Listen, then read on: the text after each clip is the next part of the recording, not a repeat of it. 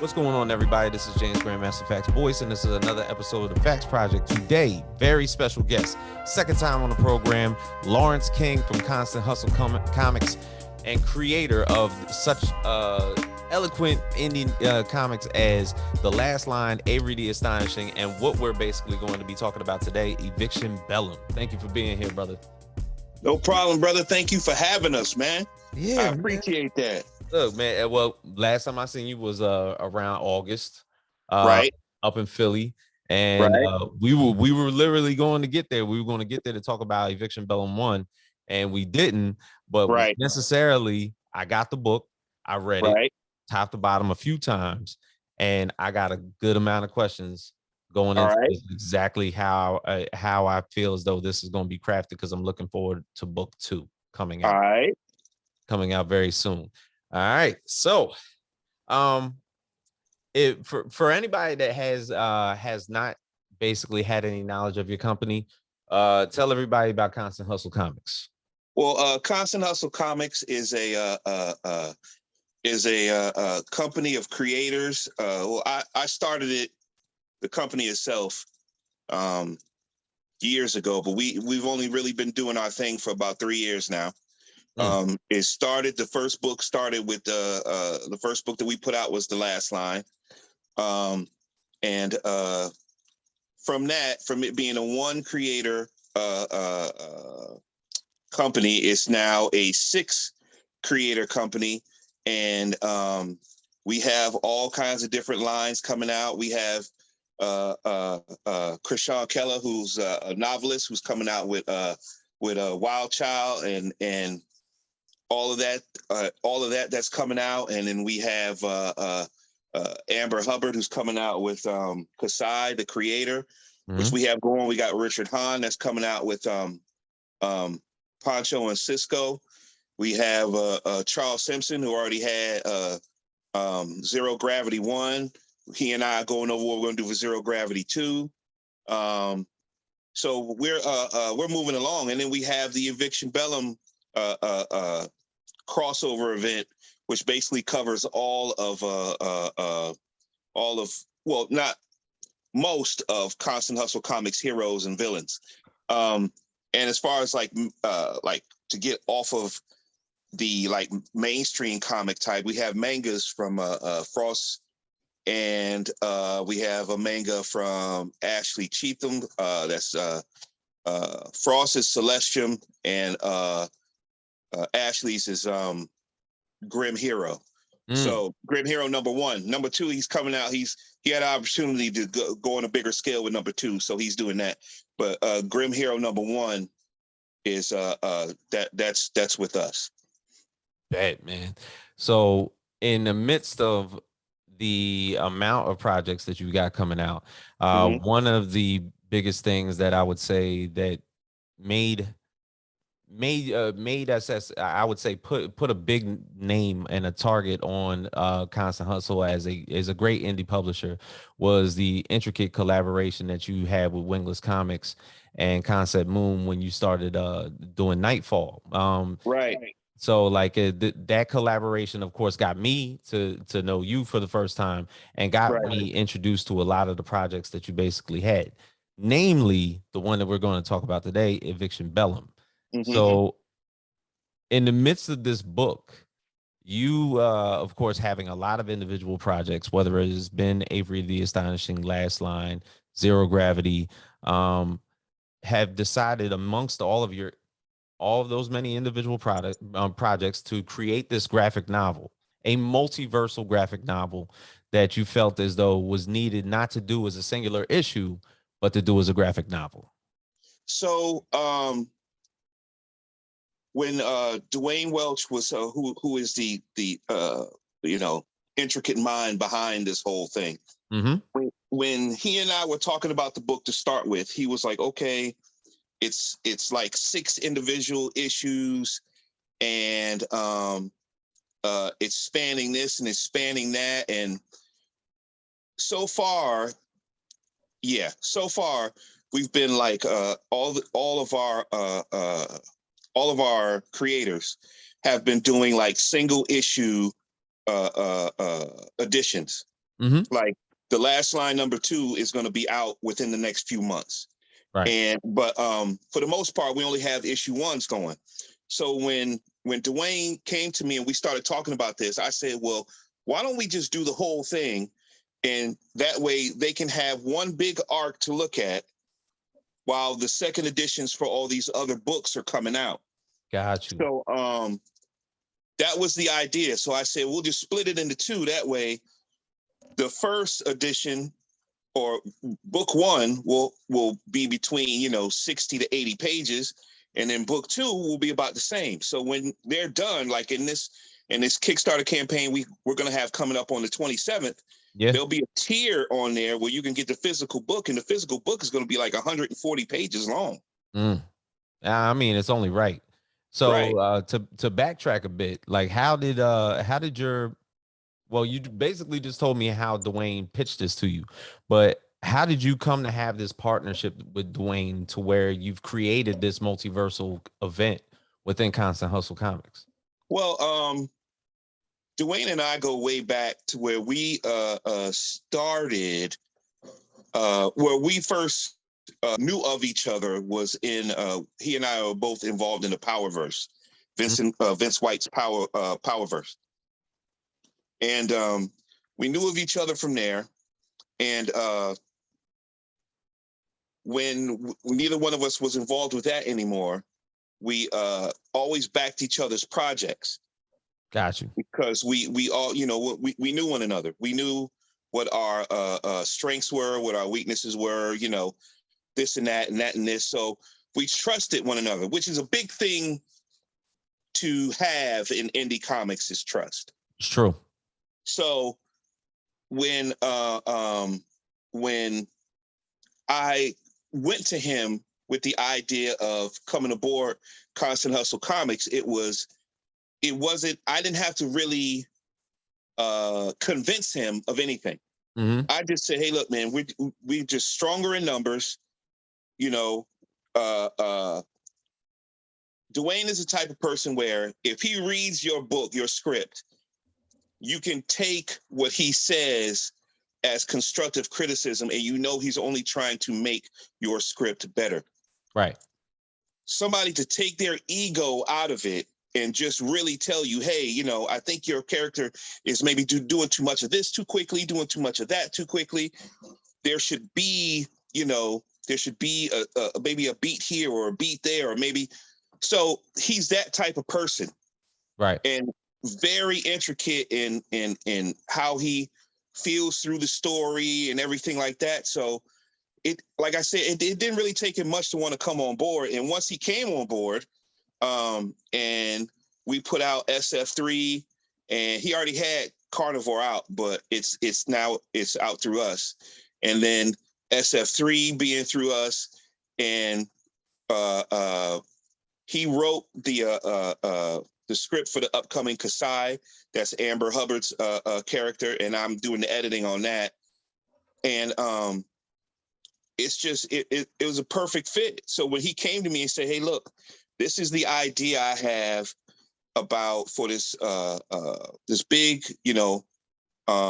multiverse odyssey, and this is the reason why it's happening, and I want to get everybody else on board, because we have a creators chat where we all talk about what's going on and everything. Right.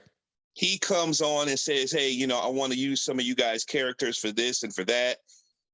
The thing I have to say about him is, whenever somebody said, okay, you can use this character, you can use that character, but when somebody said that, he was able to talk to that person, figure out what it was about their character, and make sure that their character fit the narrative and what he was trying to do. Right. So it's not just using the character for the character's sake.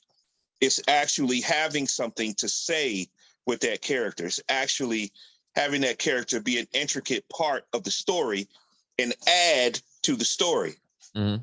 So when he, started sending me the scripts, excuse me, and I was looking through them, everything just made sense. Okay. Everything made sense. And it was very ambitious, you got to figure it like this. The first volume 1 or book 1 for Eviction Bellum has 3 different artists, 3 different inkers, 3 different colorists, the same writer, and 2 different editors. I'm one, and Greg Elise is another one. So that's extremely ambitious for an indie, especially for an indie company. Especially for one project. Right, in one project. So I'm not, when I say indie, I don't mean, oh yeah, for an indie company like Boom or Dark Horse or something like that. I'm talking about, like, already, a true indie company.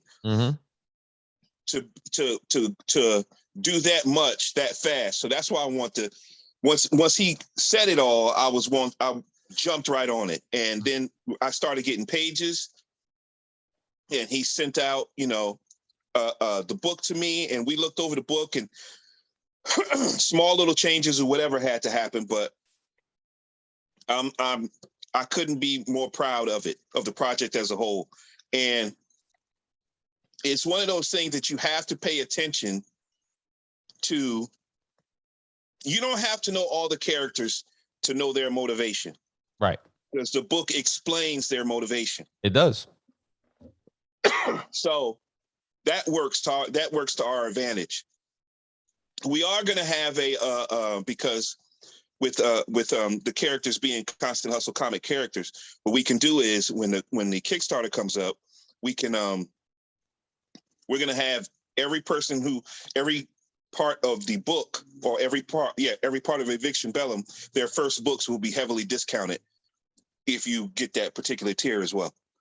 So at what point did you say, when the creation of the script started to happen, at what point did you say, yeah, this is going to be a graphic novel rather than individual issues? Was it pitched as such? No, he pitched it as 6 separate books. So I said, I understand the 6 separate books, because he said, 6 parts to it being done. I said, I get that, but like I know, 6 separate Kickstarter campaigns, regardless, you could, even if you ran it, at most you'd be able to do 3 a year. Right. At most, you'd be able to do 3 a year. So I said, why don't we just run them to where we got half and half, and people are going to want to know that within a year, which it's been a year, they'll have the whole thing done, and they'll be able to get the whole thing in a paperback, and we're going to get that completely done. It's going to be amazing when you get a chance to look at it. But they'll have the whole 140 pages in their hand, completely done, that whole story. So they don't have to wait for the next one, or they don't have to wait for the next. I mean, this is not our last crossover event by far, but at least this event, the Eviction Bellum event, will be done all in their hands. Wow. Now, maybe you're able to speak to this, but how did Dwayne write so many different timelines in creating a multiverse? That's got to be difficult all in itself, to have that many characters through that many timelines, totally separate scenarios. I mean, within the 6 books, literally, I can say for myself, because I read the first 3. Like, there's so many scenarios where it all has to meet at some point in time. So it eventually, I'm going to be sure that by the time I hit book 2, that everybody's going to start to meet. But you start to see the scenarios in which they may be able to cross paths at some sort of time. Right. Like, how did he manipulate that to do that? Like, it was he had the idea in his head for a while, but he was able to stay on top of them, and it was a daunting task. I know that, because he and I would talk about it a lot, and I said, all right, well, you can use this character. All right, well, what's that character's, pluses or minuses, or how does that character do this? How does that character do that? So he had a lot of it written out, or he had the general idea written out. He just had to put in what character would fit best here, what character would fit best there. And then as he was writing it, it changed a little bit here and changed a little bit there. I don't know how he did. It didn't seem to stress him out too much. And I don't know how it couldn't have, because it would have had me wrapped around something. Right. It seemed like, in perspective, like the way that somebody would write this, it would ultimately confuse that person, or it might confuse the artist. Right.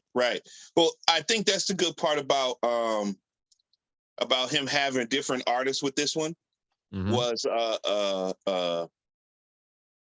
having them just work on their piece. They didn't have to worry about what came before them or what goes after them, other than, how the characters look and things of that nature. Yeah. But he was the man. He kept it all together. He was sending me scripts, and we would, talk about the script here and talk about the script there. But he was genuine to it. And it's funny because the idea of it, like, all of this is happening just because, basically, in my opinion, his opinion probably different, that, like, two villains or supervillains just become bored. Yeah. They're at a certain level, and one is like, I think we can reach another level, not caring about, worlds or universes that have to die because of that. Yeah. They're just moving chess pieces around, trying to figure out who's better at the game than the other person is. And that was the part that I liked the most, because once everybody figures out what's going on, then everything starts to switch at that point. So I can't take anything away from him. He really did an amazing job with it. He really did. Now, just to speak on what you just said, the main protagonists, Crude and Lord Omegas.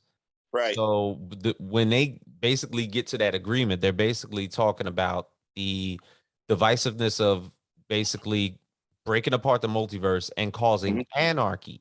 But it ultimately, in the means to do so, I remember reading the synopsis and thinking, okay, is there going to be like some type of tournament of power or something like that? But no, it's more so like they have to kill off at least two champions in order for the construct to be broken to the point where it can't fix itself. Because these people, these was it 3 champions or 4 champions, are so pivotal to the multiverse and how it's constructed, that if 2 of them were to either disappear in death or just ultimately do away with each other, that would cause chaos. Right. And they don't see, if it was a tournament of power, that'd be one thing, because they would know what they're getting themselves into.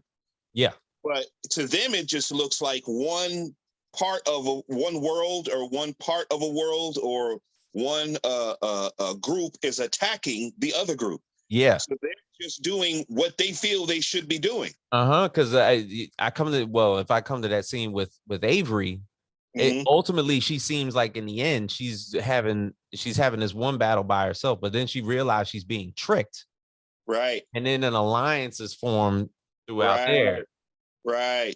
So she was like the first one in I believe in book 1 that like kind of like figured it out. That was like, wait a minute, like I'm not even supposed to be doing this, and why are we even fighting? Because now I'm confused. Because in the beginning, all these different scenarios, of course, like I talked about before, you saw all these singular battles that were pretty much happening, but necessarily those battles didn't need to happen.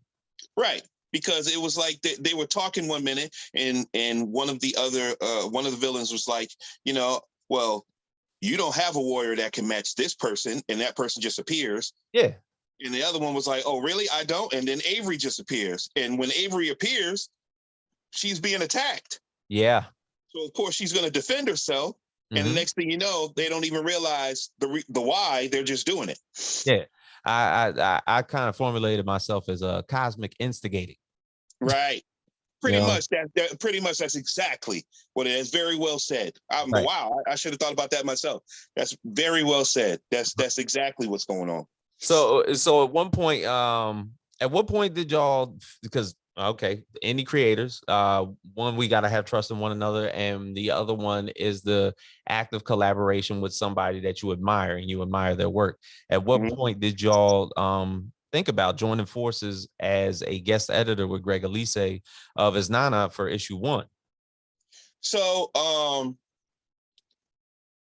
I know well, Greg and I used to belong to we had projects with the same publisher a long while ago. And we finally met at the Schaumburg. What was that? 3 years ago? 2 years ago? Probably, yeah, 2019 or 2018. Yeah, I think it was 2019. I Mm-hmm. think that's when it was. So we finally met there, and you know how the Black Indie Comic Creators Network. There's a lot of us, but it's still a small universe. Yeah. And there isn't too many people out there who don't know Greg in that universe. Yeah. And they may not know his name, but they know he's the dude that never has a shirt on in all his pictures. That's the way Dwayne likes to. Dwayne likes to say that all the time. He never has a shirt on whenever. So I know he's the editor, and I know he's good at what he does. So I asked him if he wanted to be a part of this whole process and edit on, and he was more than happy to come on board. And Dwayne and him got together on the script, and in my opinion, it only got better from there. Got you. So how would you say in the creation of a graphic novel, when you're actually combining all these issues together, what's the duration of the making of the book? It's got to be longer than a single issue. Oh yeah, it's definitely. So you got to figure Dwayne was getting artwork from them, and he was sending me some, and I would have edits for the artwork, some of the artwork, and he would send it back to them. So he had 3 different artists, I would say probably on 2 different continents, if not 3 different continents, sending him artwork all the time. So they're sending him artwork. He's sending some of it to me. We're talking about it. Right. It goes back to the artist for change. And some of these, like certain parts of Africa, it ain't quick to get back to you. You know what I'm saying? So he would have to give them the change. It would take a little while to get back to him. And that's the way that's the way it happens with everything, with colors, with everything. I mean, Dwayne was definitely the helm. It's definitely his baby, but we spoke about it often. This is what's happening. This is what's going on. What do you think about this page? What do you think about that page? What do you think about this? What do you think about that? So it was definitely a collaborative effort, but yeah, it took twice as long as it would take a regular book to get done. The only reason why it didn't take 3 times as long is because he had the artist working at the same time. Okay. So he didn't have one finish and then the next one begin. Everybody had their individual books, and they were doing it at the same time. The colorists were doing it at the same time. Gotcha. The person who did the letters was doing it at the same time. So, but it was a lot for him to take on by himself. I thoroughly have to admit that. That's why he said once he's this the book 2 is done, which it is done pretty much, but he said he needs to take a break because this thing has been killing him. Yeah. So over the course of a year, how long did issue 1 take? Was like 8 months to a year? It took. Now, this is me just saying without really speaking to him. The project itself, he had the scripts and everything done on his other books well ahead of time. So even while his other projects were in Kickstarters with us, he was still working on this script. So this, the first one was 2 years in the making. Wow. Just with him writing the script and thinking of different things and, oh, I was going to use this person, but I got rid of this person. I'm going to use that person now. The second one, maybe not even half that time. So it has definitely been a process, but you know, once we're done with the Kickstarter and everything like that, then he'll sit back for a minute and do some editing, and he'll be in the back for, he'll be the power behind the throne for a while other people get other projects. We start getting some second editions and things like that out for everybody. Right.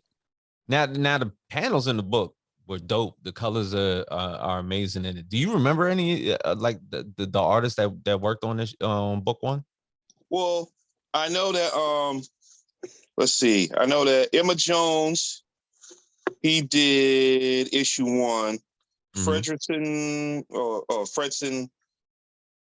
Oliveira did book 2, and Junior Arnaldo did book 3. And you said basically the 3 of them span in between 3 continents. Yeah, because I know Emma Jones is in Africa. I know that. Wow. And I think the other 2 might be in Brazil, or one of them is in Brazil and the other one's in Mexico, or something like that. Man.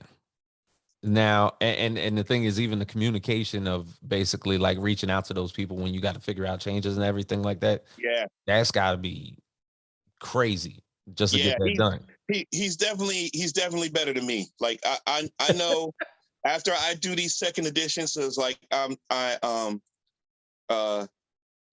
like I said, the second one for the last line is already written and it's already drawn. The colors have just finished, and we're moving to letters real soon. I'm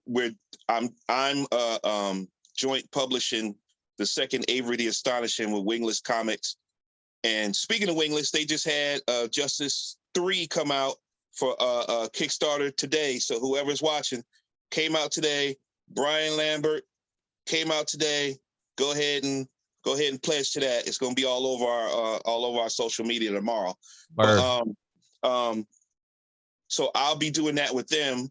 So it's I'm going to do the next big crossover event, and we'll have even more characters, but it's going to be, this crossover event is going to be based on, we have like some what I like to call super backers that we've had from the beginning.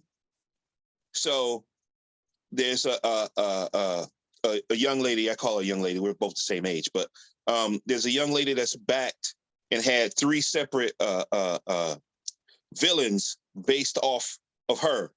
So it's going to be that those 3 are going to try to make like a multiversal cataclysmic event happen. So that's it's going to be called the Tier, is what it's going to be called. And that's interesting. Yeah, so that's the next one it's going to have. Now that could be 2 years from now, but I'm just saying that I'm going to do that one. But I'm not using 3 separate artists, right? And I'm not he's got me beat. He's definitely got me beat with that. No. I'm gonna use one person and just take my time getting it all done. But yeah, he's heads and tails above me with that one. So speaking of the artists, I saw on the back of the book, there's these testimonials, and some of them coming from the artists. Right. Some of the artists described the scripts as challenging, but it was a good amount of challenge, because it definitely drove them to definitely put a good amount of artwork into these books. Yeah, with any artist, or with anyone who writes scripts, anything creatively, you can kind of get used to getting by with a particular way of doing things. Yeah. I draw this way. Most people like it. Mm-hmm. I'm sure they're going to love it. And then he would get some of the artwork, and he would, call me or leave me an email and say, hey, man, I'm thinking something needs to be done here. What do you think? And I would look at it and be like, yeah, you can't have detail like crazy on page 6 and then go to page 7 and everybody looks, damn near like stick figures, or whatever the case may be. Right. There has to be some consistency. So yeah, everybody everybody got editorial notes. Everybody had to go back and do something. Everybody, I mean, the way we look at it is every project we come out with is your calling card. Mm-hmm. So you don't come out with something like this. You don't come out with 140 pages worth of book if you're not ready for it to be a calling card for you. You know what I'm saying? Like, for sure. There's no other indie comic company that has a trade book that big. Right. There's just not yet. Don't get me wrong. I'm sure it's going to happen, but I'm just saying not yet. So we had to be sure that we did the damn thing, and that was part of the process. So you just can't give us anything and say, hey, yeah, I think I'm done with that. No, you're not. No, you're not. Go back, take a look at this, take a look at that. You know what I mean? Right. So when we get down to it, end of issue 1, there's this ultimate cliffhanger, basically leading to the separation of Earth D and Earth L. As they are separate, they were coming together. Assassin and Wondrous meet Cataclysm, who's like the biggest life, Right. and they end up getting summoned. They're trying to basically bring Cataclysm down to their level, and Cataclysm ain't having it, and ultimately just like teleports their ass up out of there. The last line basically have a reunion with their father at the end of issue 1, and ultimately somebody gets their brains blown out. I'm not going to tell you who. Right. But how do you begin in issue 2? Like, do the separate storylines continue, or do you start to see them merge a lot more? They start to merge. It's it's not an immediate merge, but they start to merge because it's like the biggest part, I shouldn't say the biggest part, but one of the bigger parts of this is that the man upstairs from SF3 and Lunatic from the last line square off against each other because they're really similar. Right. And they see that in each other, but Lunatic is more worried about his kids, and SF3 is more worried about whether this guy's coming in to destroy my world. So once that whole thing makes its way and some other people come in and start shedding some light on the things, it all starts to meld together. And what Dwayne wasn't afraid to do was to he wasn't afraid to let some people be dispatched with, which I expected to happen. Like I want to relate it to what's that DC animated movie they just came out with not long ago? Dark Side War. Apocalypse. Yeah, Apocalypse, Dark Side War. Right. Yep. You remember how people were just dropping left and right? I didn't expect that. I'll be honest with you. I didn't expect that. So this is that way. Dwayne was like, if all these people met, certain people wouldn't make it out of it. Yeah, so, everybody in the storyline is dangerous. So I can more so think amongst themselves that epically, as far as the battles are concerned, and a lot of the action that's going to be brought out throughout the books, somebody finna go. Right. I like the subtlety of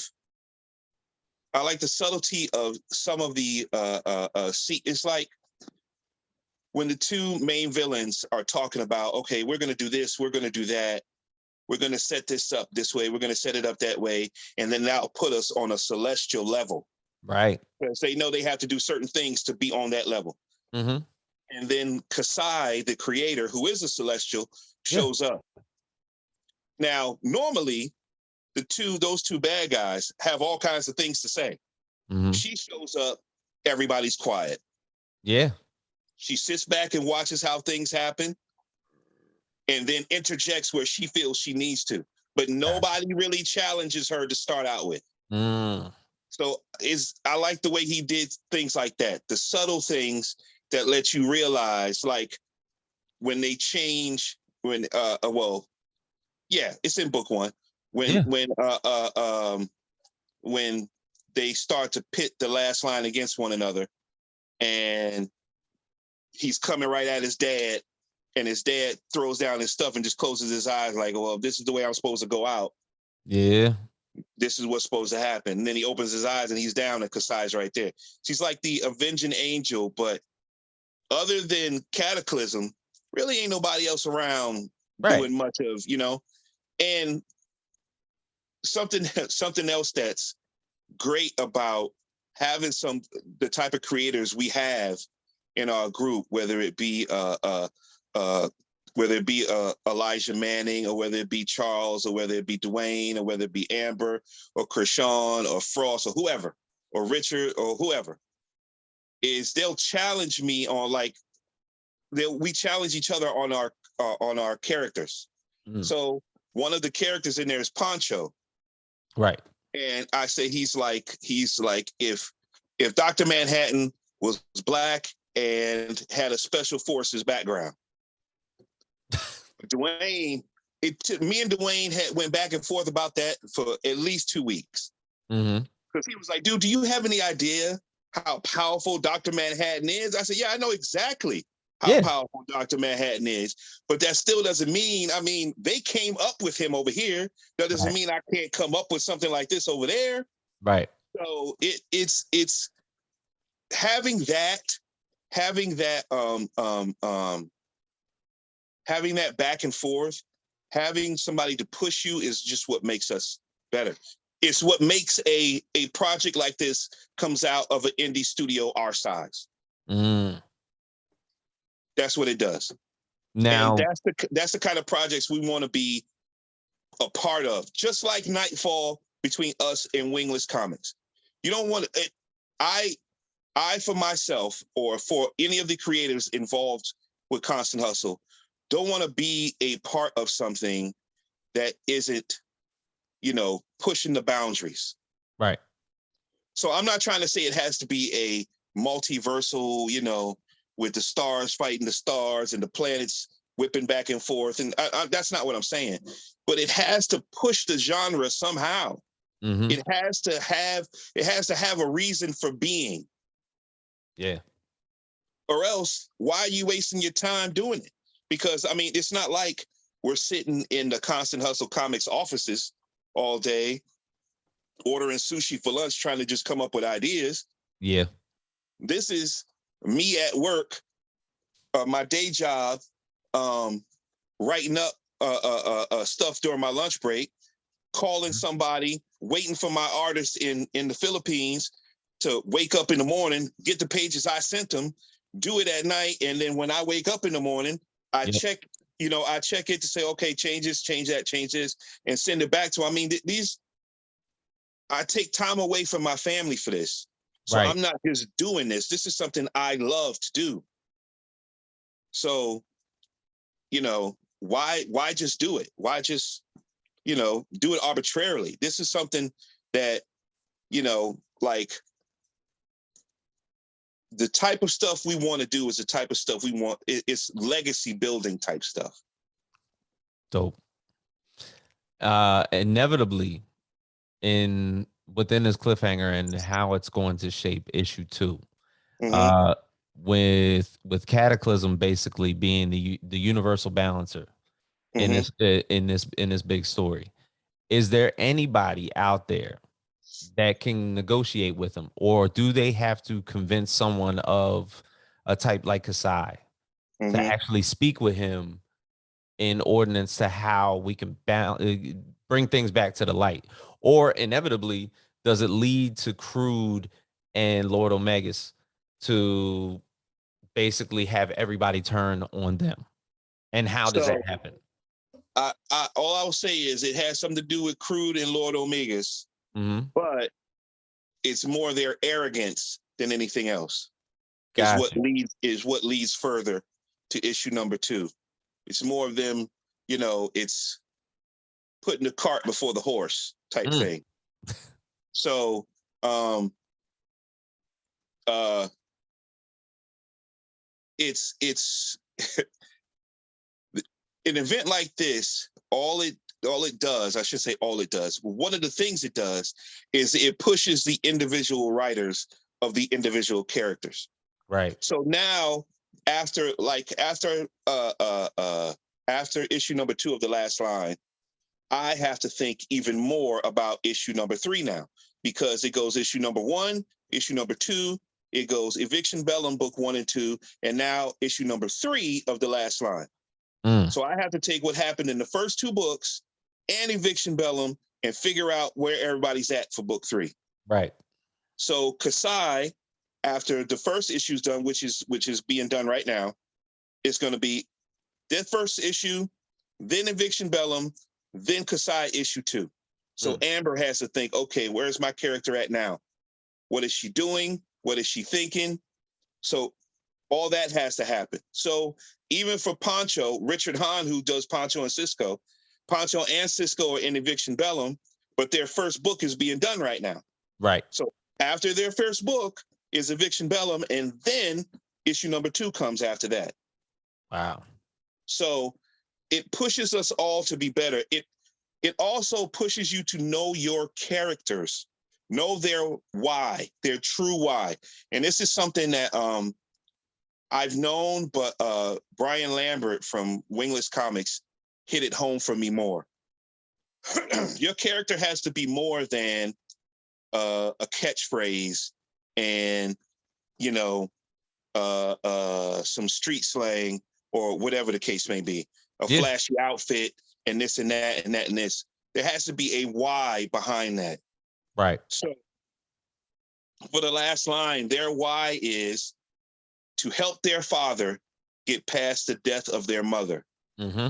That's their why. And they've come into these powers during that process. So now they have to learn to be the type of family they are now and to fill in those hero slots that are empty. Mm-hmm. Pancho's the same thing. Pancho has to realize that now he has all this power. And with Pancho, he has PTSD from everything he's seen. So imagine somebody with the power of Dr. Manhattan, but has PTSD. Right. So they're in a crowd and all of a sudden something triggers them from what they've seen. And if you don't have your powers in check, you could blink and take out everybody in the 2-mile radius. Yeah. Sort of in the way, what is it? Remember in Logan when Professor X would have his seizures? Exactly. It's that type of situation. So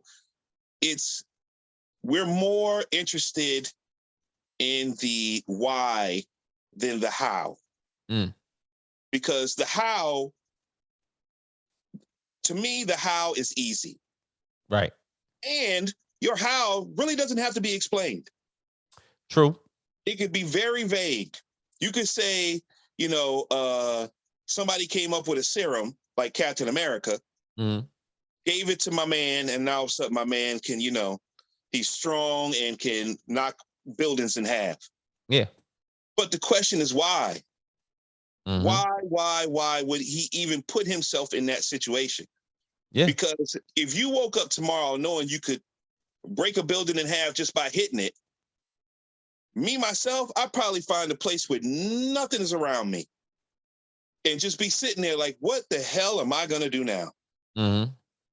Because, you could try to go pet a dog and kill it because you don't realize how strong you are. Yeah, you don't know your own strength. Try to pick up your kids and launch your child into space or something like, you know what I'm saying? So you gotta, the why is a lot more important than anything is.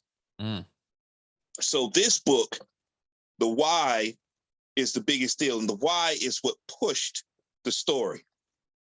Not the how, but the why. Why is this person like this? Why is that person like that? And then they realize it within themselves as the book is going along. Got you. So at the end of issue 2, amidst having all of these characters within this universe, and you've kind of touched on it a little bit, that basically you're writing The Last Line. and it's going to have to connect to Eviction Bellum consistently going forward. Is everybody's storyline, whether it's their first issue where they're beginning, or better yet, how it's going to interject in their next couple of issues, all of it connects to Eviction Bellum? All of it connects to Eviction. Every character that's in Eviction Bellum, either in their book, it's going to say BE or AB. So it's before eviction or after eviction. So that'd be AE. I'm sorry. AE. Got you. So it's either, it's BE or AE. That's what it's going to say in the book. So you'll be able to, and we'll come out with that. You'll be able to see a symbol that you're going to be able to tell, okay, this was before this was after this, because we want consistency and coherence through the whole thing. So you'd be able to go, let's say 3 years from now, you'll be able to take one character's story and read it from where it started all the way to where it is at that moment. And that's we have an amazing group of storytellers, and that's what they want to do. Nobody's in this just to sell flashy art. Everybody's in it. We want to tell stories. We want to tell great stories. And that's what that's why having people like we have helps us keep everybody grounded and coherent and tracking that through the books. All right, this is the arc of this. This is the arc of that. This is the arc of, you know what I'm saying?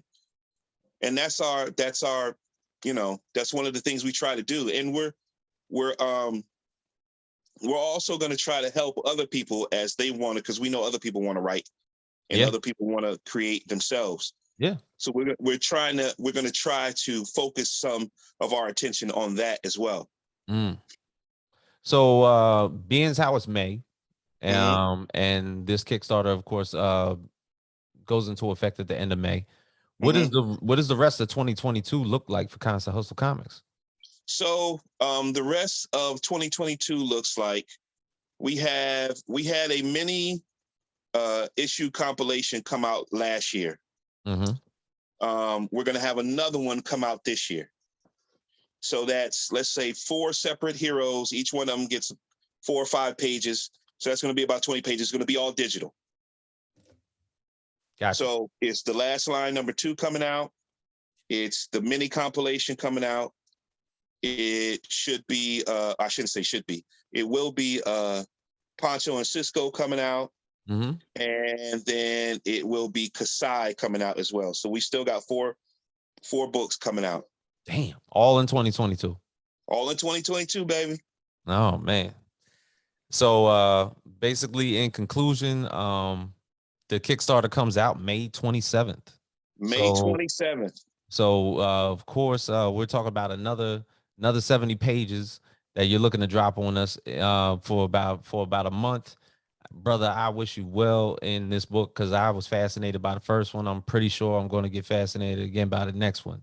And thank you so much. Yeah, absolutely, man. It's always a pleasure to talk with you. Actually, it was a pleasure to meet you for the first time when we got to meet each other in Philly last year. Right. So, are you going back this year? I'm going back to Black Label Comic Con this year. When it does happen, I will absolutely be there. So other than that, this is James Grandmaster Pax Boyce, Lawrence King from Constant Hustle Comics, and we are out.